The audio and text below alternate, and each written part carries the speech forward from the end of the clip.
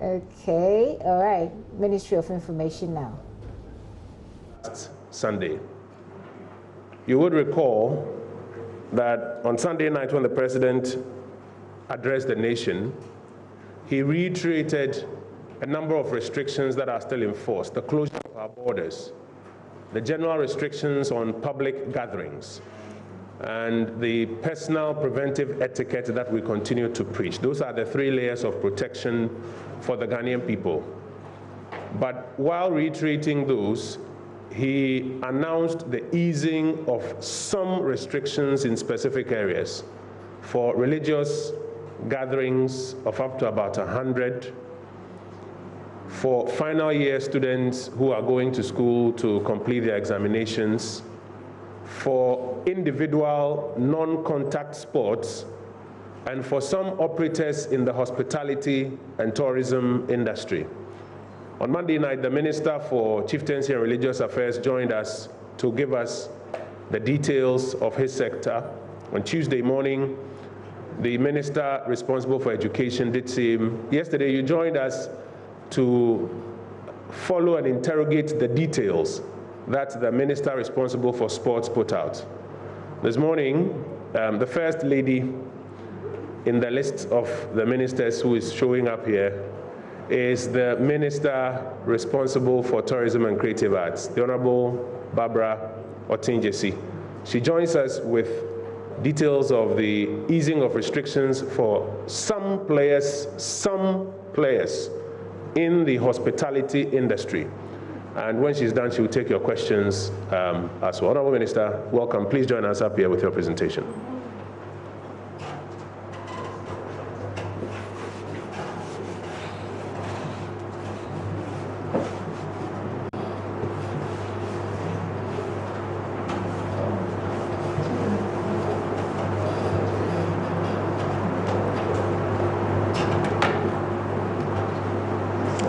Thank you very much, Honorable Minister of Information, the members of the COVID Task Force team, the Chief Executive of the Ghana Tourism Authority, members of the press. Good morning, everybody. And I'm happy to join you this morning to give you information on the guidelines for the tourism and hospitality sector. The tourism, hospitality, and arts sector has been hardly hit by this COVID-19 pandemic because we all know that the sector thrives on public gathering. And to overcome the pandemic, we cannot gather. So the sector has really suffered. However, the sector also contributes significantly to the socio-economic growth and national development of the country, because Ghana is endowed with many natural attractions, rich cultural heritage, creative abilities, and a naturally hospitable people, which contributes to the nation's potential as a preferred tourism destination. The tourism industry has made immense strides in the year 2019 with the successful implementation of the Year of Return program. International arrivals reached 1.13 million from 956,372 in 2018, which is a 27% growth above that of the global average of 5% increase. The average expenditure per tourist during the period also increased from about $2,708 in 2018 to $2,931 in 2019.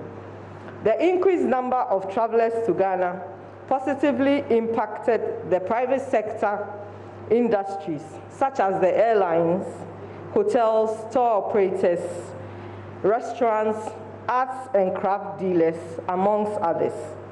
For example, several of our hotels in the month of December registered 100% occupancy.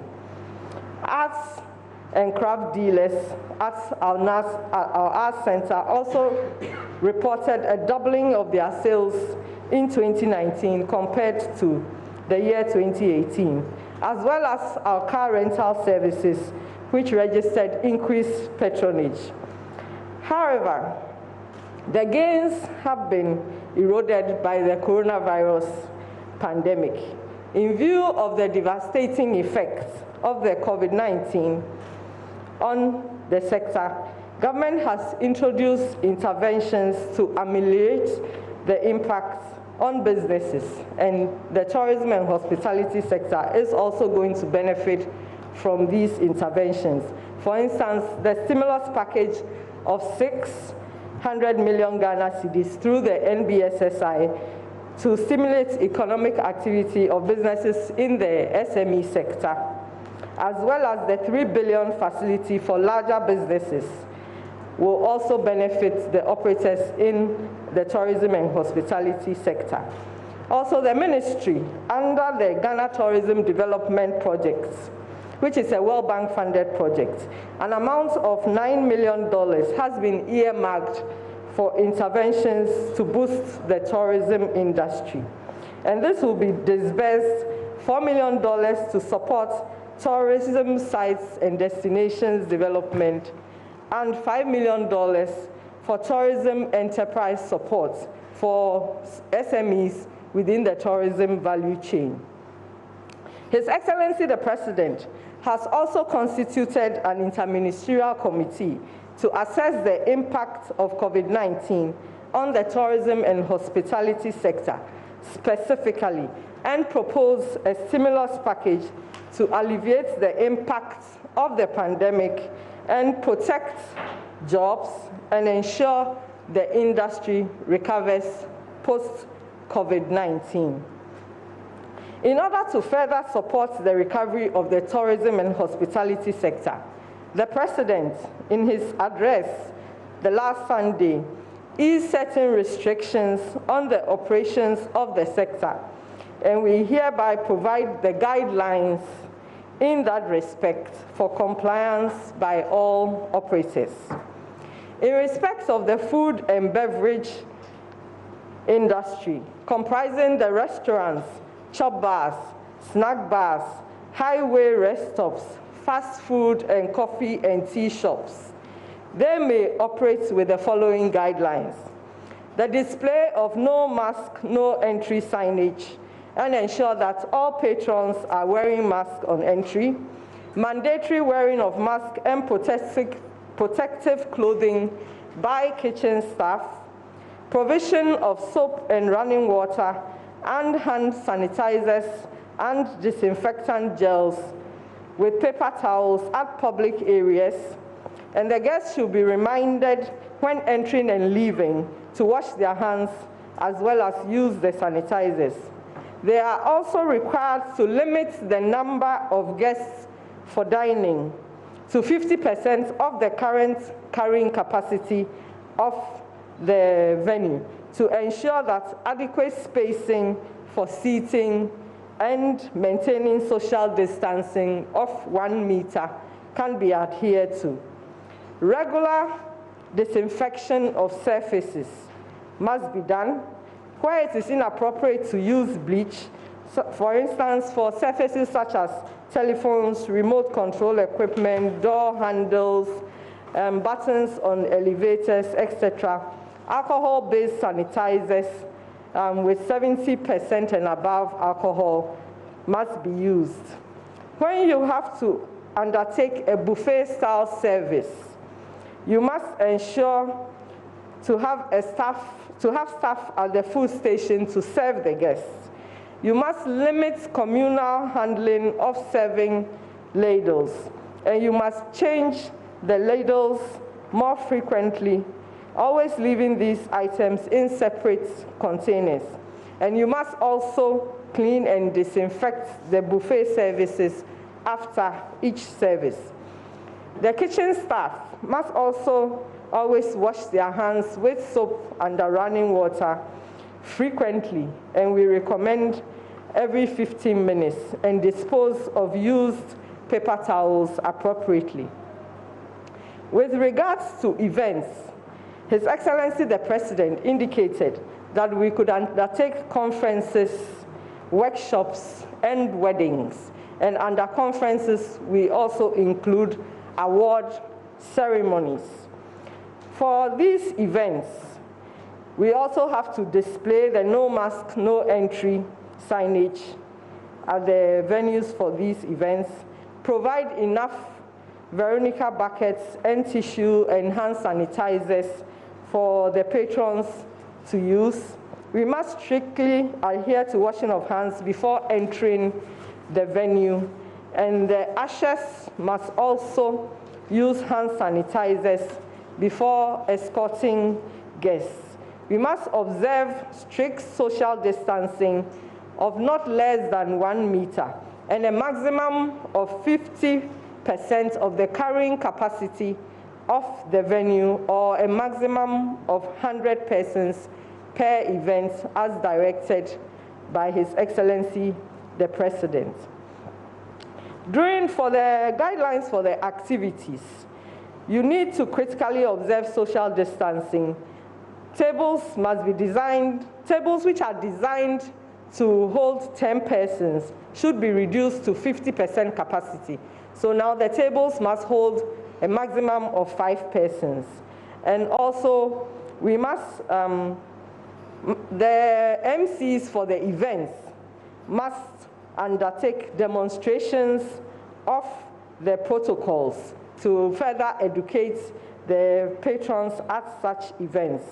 As much as possible, sharing of microphones should be limited, and therefore we request that you have several microphones available, which should periodically also be sanitized after each use. Hand sanitizers must be provided on all the tables to afford the patrons to disinfect their hands during the course of the program. We must also observe 1 meter distance between the guests seated at the table, as well as between tables at the venue. So you have 1 table and you have 1 meter spacing to the next table. Only accredited individuals shall manage events during this period. That is corporate event houses and certified professionals by the associations or recognized professional bodies. All event organizers must be duly licensed by the Ghana Tourism Authority. All events shall be time constrained so as not to keep guests for too long a period. There shall also be the presence of a designated health and safety liaison person amongst the organizers of the program. And for the venues which shall be used for such programs, we request that the venues conform to regulatory standards. The venues must have adequate space to afford for the COVID protocols to be complied with, and must have adequate sanitary provisions such as washrooms, and should have standby janitors to clean and disinfect these washrooms after each use during the period of the event. And also the venues must ensure that there is uninterrupted supply of water during the course of the program. Regarding the service of food and drinks, in order to limit movement and contact, we direct that plates must be placed on the guest tables in the course of the program so that guests can carry their plates themselves and obtain service. Guests can also make their own cocktail and drink requests through the waiters, who will be required to wear gloves, and cocktails can be served with disposable cups during the program. The waiters and all service persons must also wear masks. For our tourist sites and attractions, all tourist sites and attractions may apply to the Ghana Tourism Authority to be allowed to open after they have put in place all the precautionary measures. The Tourism Authority will inspect such measures before granting approval. These measures include enough provision of Veronica buckets and tissues and hand sanitizers positioned at vantage points at the entrances in a manner to prevent queuing and crowding of people at such entrances.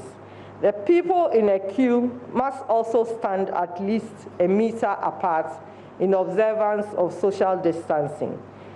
Strict adherence to the washing of hands before entering the sites, and mandatory wearing of face masks during the entire period that you are at the tourist sites. Also, provision of designated isolation areas in these facilities will be available in case that there is any issue coming up and somebody needs to be isolated. A maximum of 100 persons at a time will be allowed to visit such tourist sites approved to operate. With respect to our nightclubs and drinking bars, they will continue to remain closed because we all recognize the mode of socialization in nightclubs and drinking bars. Usually, these nightclubs and drinking bars are small areas, and we gather to drink over long periods and chat and enjoy ourselves. We cannot do this during this period. So our nightclubs and drinking bars, including the nightclubs and drinking bars in hotels, will remain closed. Accommodation facilities are opened subject to the safety precautions and protocols in place. Right from the beginning of the imposition of restrictions, we know that our hotels were exempt. They could operate, but most of them closed because of the lack of patronage. So now, as we are easing up, those who seek to open can operate, but they must ensure that they comply with the precautionary measures and all the safety protocols. We strongly advise that the at-risk group, that is the aged, those with underlying conditions such as diabetes and hypertension, should limit their participation in these activities and visits to tourist sites. Thank you very much. This is, in summary, the guidelines for the hospitality and tourism sector at this point in time, further to the address of His Excellency the President.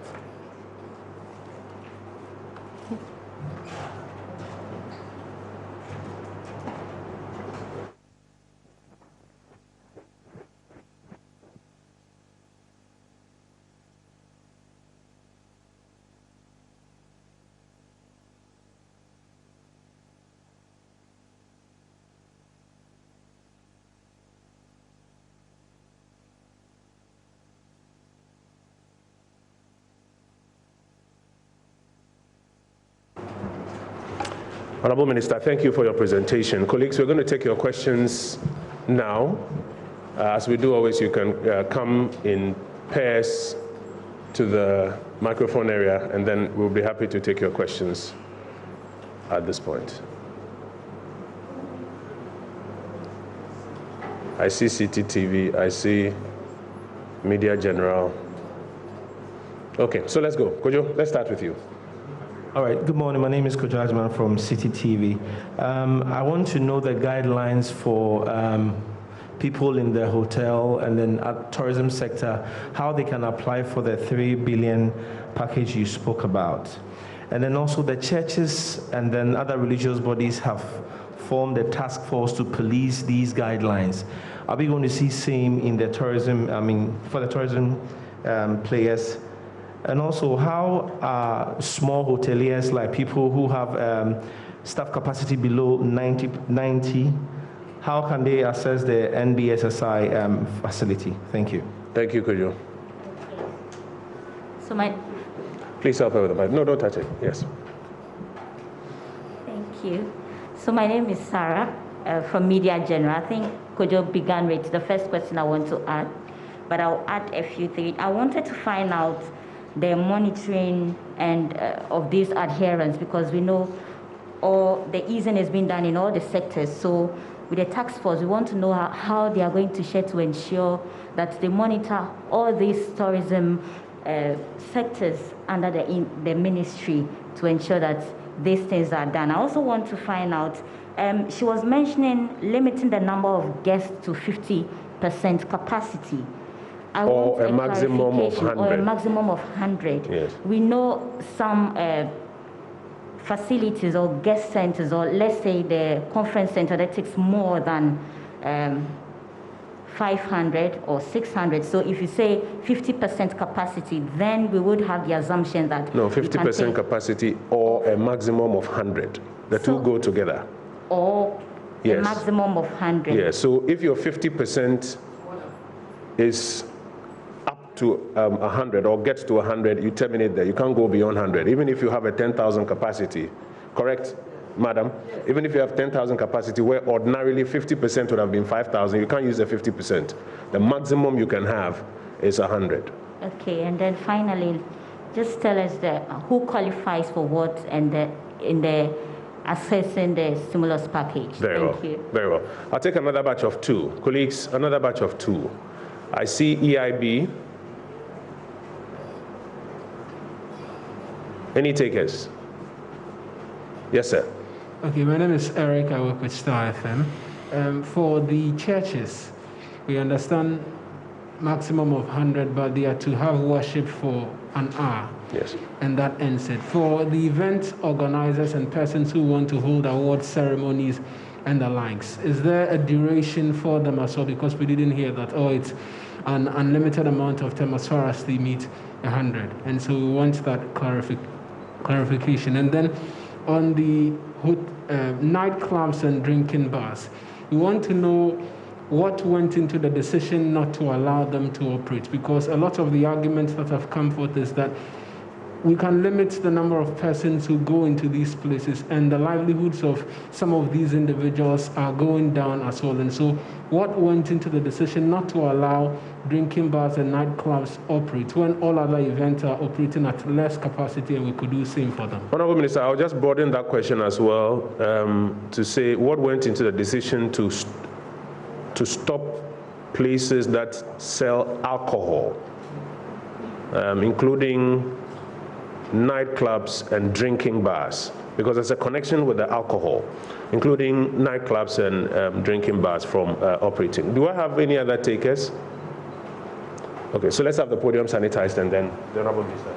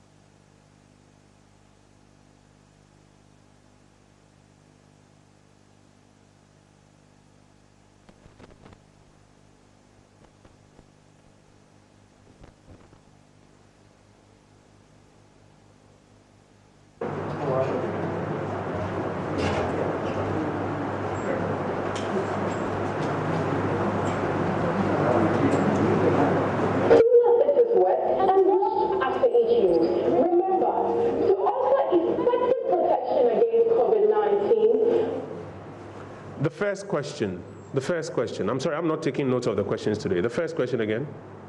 Yes, could you? What was the first question? Just shout it out to me. 3 billion facility and then the 9 billion facility from the World Bank, who can assess it and who qualifies and the processes? Okay, okay. We needed to have that clear. Here are some preventive measures to consider as we fight coronavirus.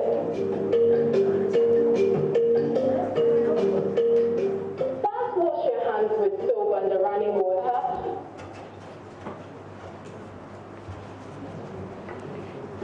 Thank you very much. The first question was in respect of the disbursement of the 3 billion facility.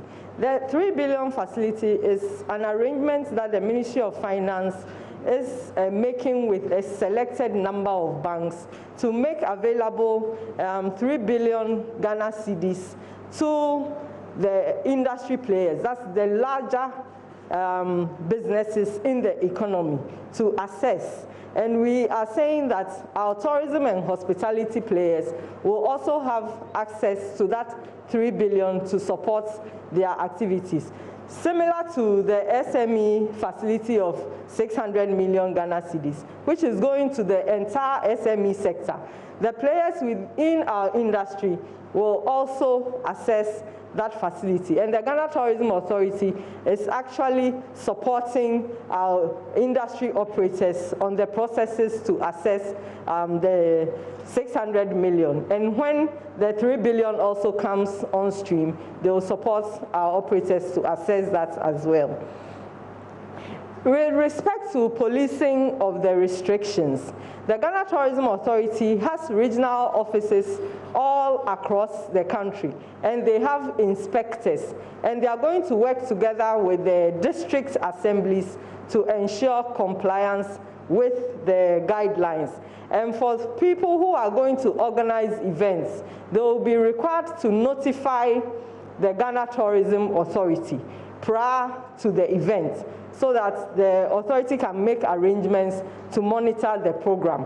And they will also be required to provide the authority with information of the patrons who participated in the event.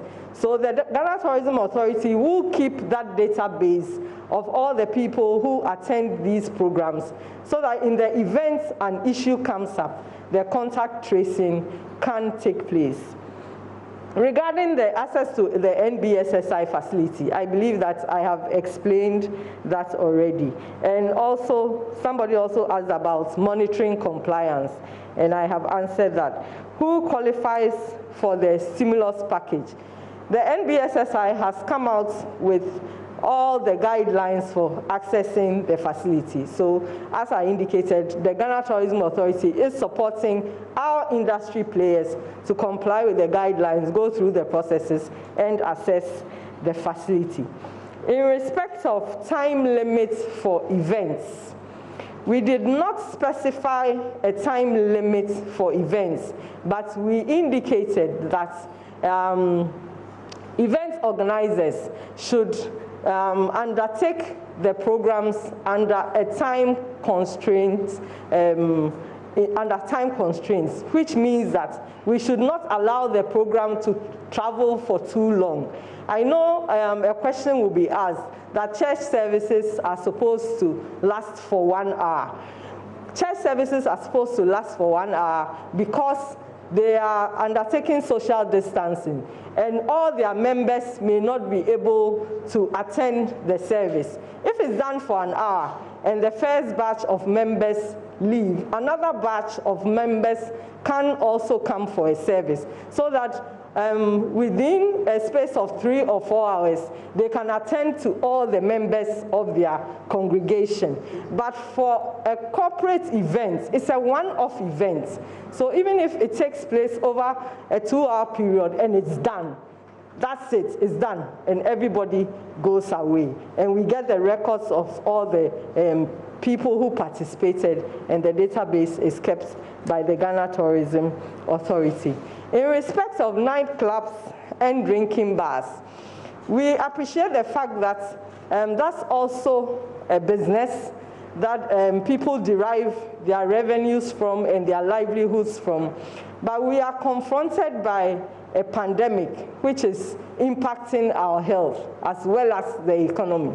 And His Excellency the President and the task force team take all these issues into consideration in coming out with activities that should be restricted and activities that can take place. For now, the indication is we should hold off on the operations of nightclubs and drinking bars because we all recognize the constraints, the mode of operation of nightclubs and drinking bars. You may say that they can restrict the participation to 100 persons or 50 persons as is being done for others. But the activity that takes place in a nightclub, you sit there, you are drinking and you are talking, and as you are talking, the droplets are coming out. And you are sitting there for hours. And we also know that drinking a lot of alcohol also impacts your immune system. And this is a time that we are trying to build our immune system to fight the pandemic. So several considerations have gone into the decision that for now we hold off on operating the nightclubs and drinking bars. You can have a bottle of beer in your home every now and then, so you can still enjoy some of that. Thank you.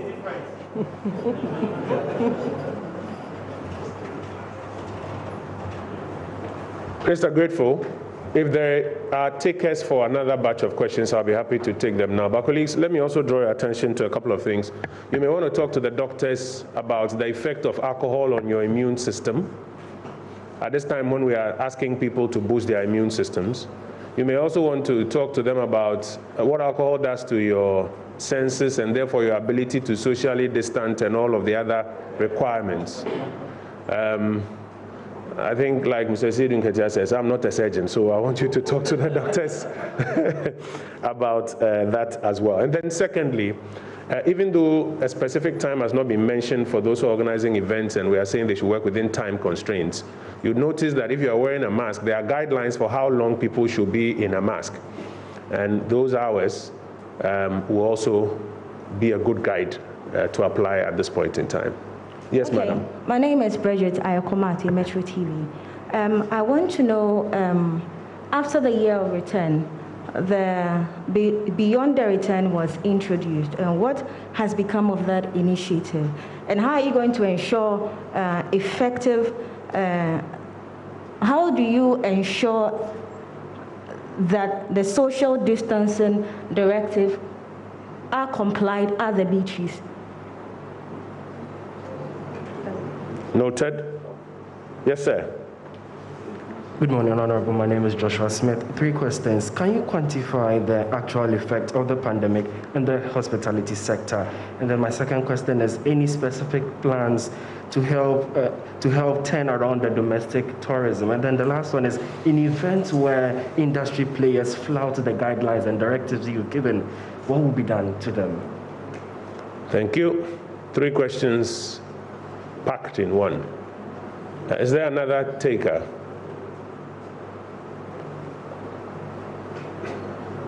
You want to come back to the podium, please feel free.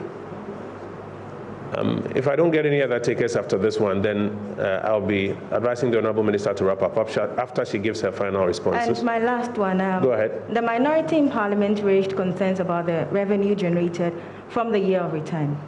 Can you share some insight? What's their concern specifically? Their concerns, they doubted the revenue generated. They doubted? Yes. Okay. Thank you, madam.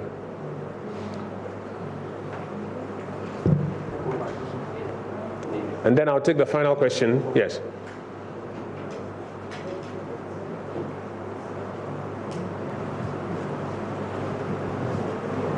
Thank you very much.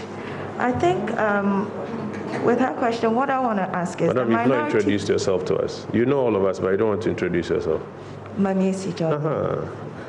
The Minority Caucus of Parliament officially petitioned the Auditor General to conduct a special audit into the expenditure of the amount of 280.3 million Ghana cedis allocated for the provision of food and water under the Coronavirus Alleviation Program.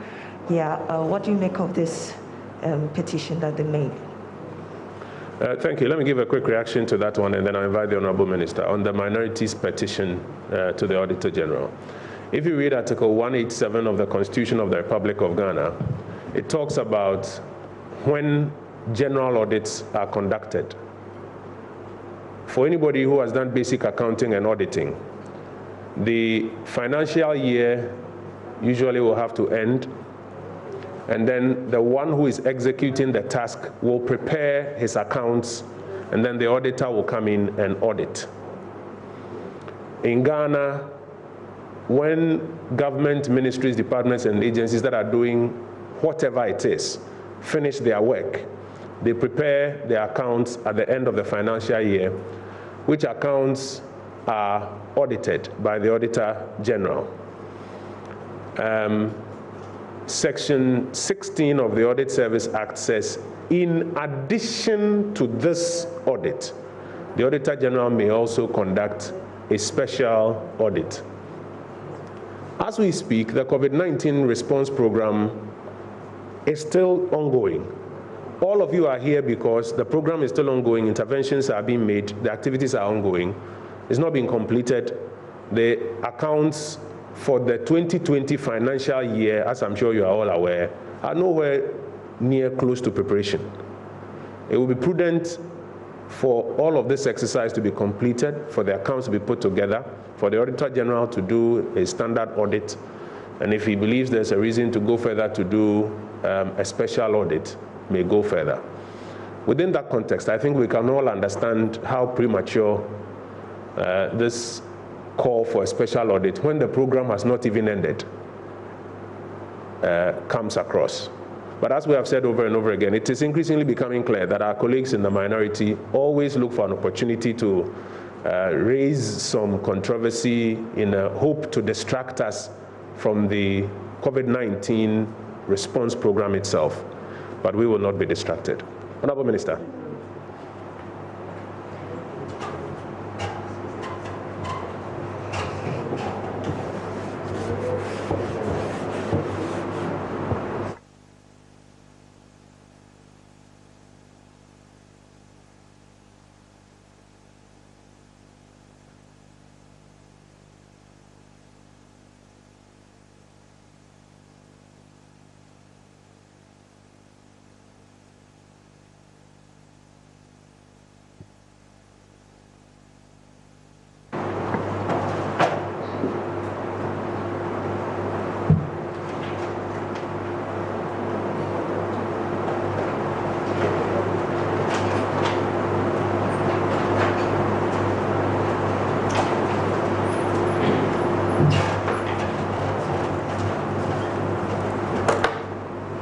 My attention was drawn to the fact that I didn't sanitize my hands, so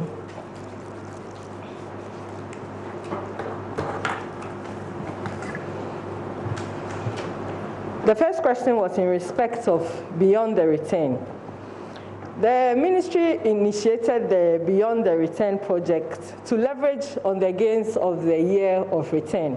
It's a 10-year project dubbed a decade of African Renaissance for the period 2020 to 2030.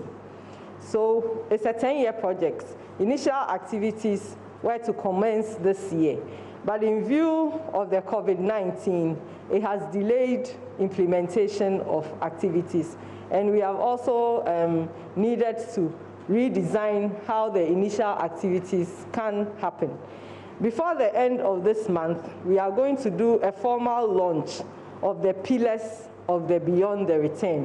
There are several pillars that the project stands on, so we'll launch and explain those pillars to the general public as well as the international community.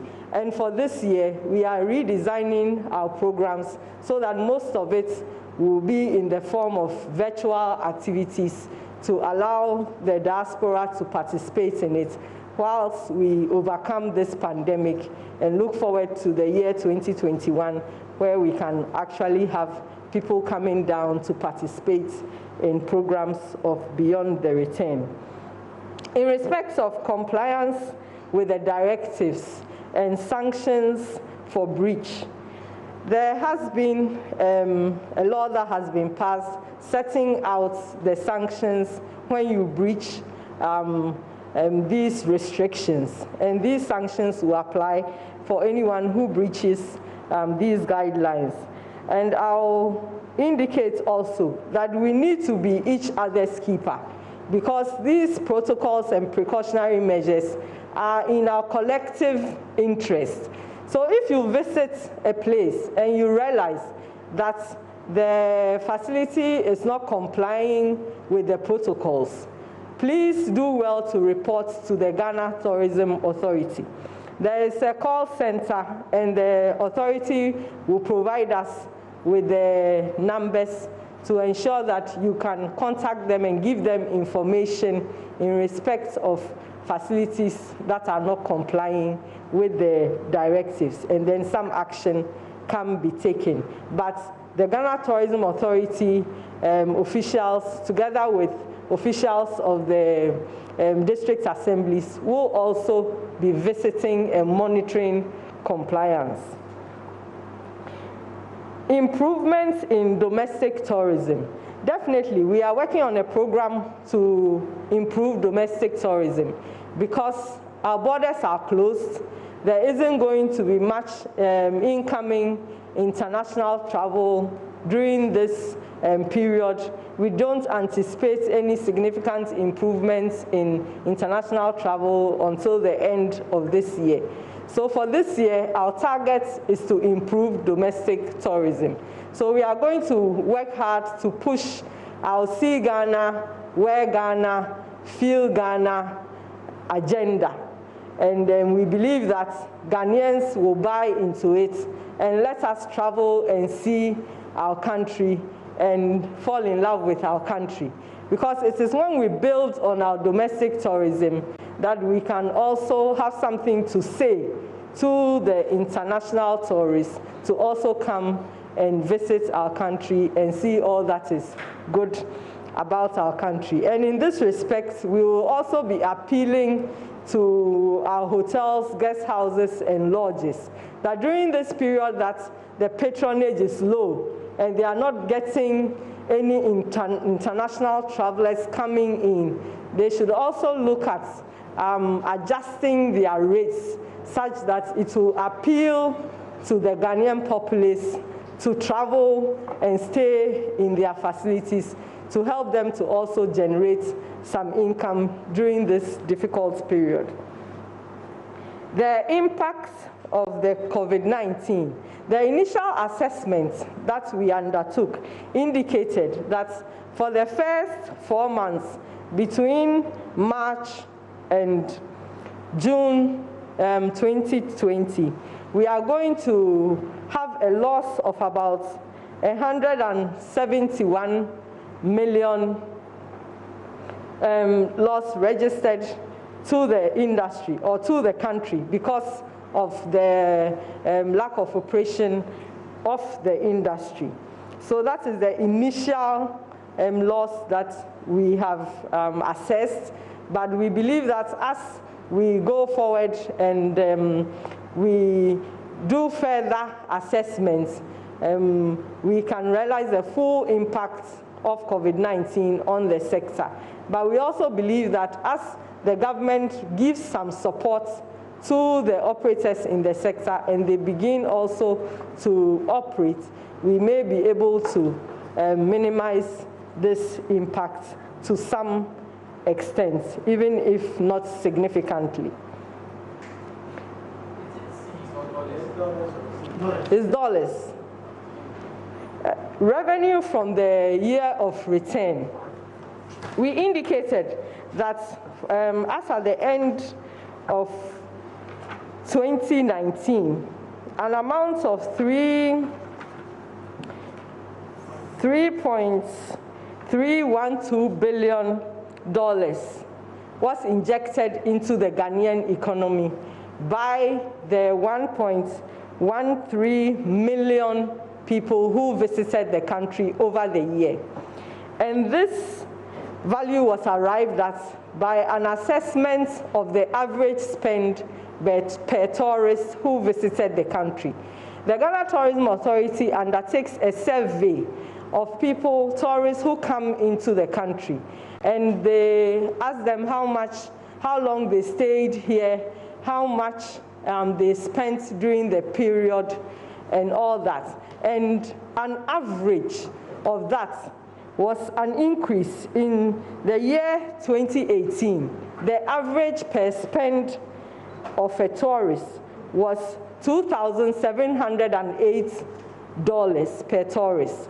In 2019, it increased to $2,931 per tourist. So if we had 1.13 million people coming into the country, then the assessment is that an amount of 3.13 billion was injected into the country by the activities of these persons who came in, spending on hotels, buying artifacts, renting cars, going to food and beverage joints to eat, participating in the various musical concerts and festivals that were held. They paid to attend these events. All this expenditure is what has been put together per tourist, an average per tourist. And per the numbers that came in, we have assessed that 3.13 billion was injected into the economy of the country per the year of return program. I believe that's the last question. Thank you very much. The numbers.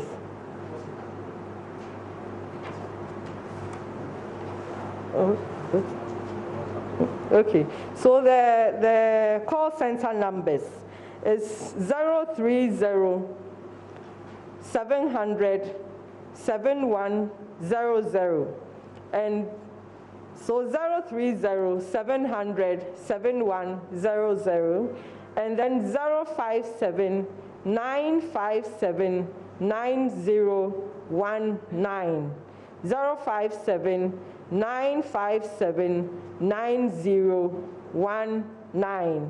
And then there is also a WhatsApp number, which is 054-635-2240.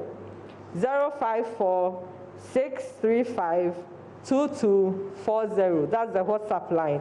So support us to undertake effective monitoring and compliance. Thank you.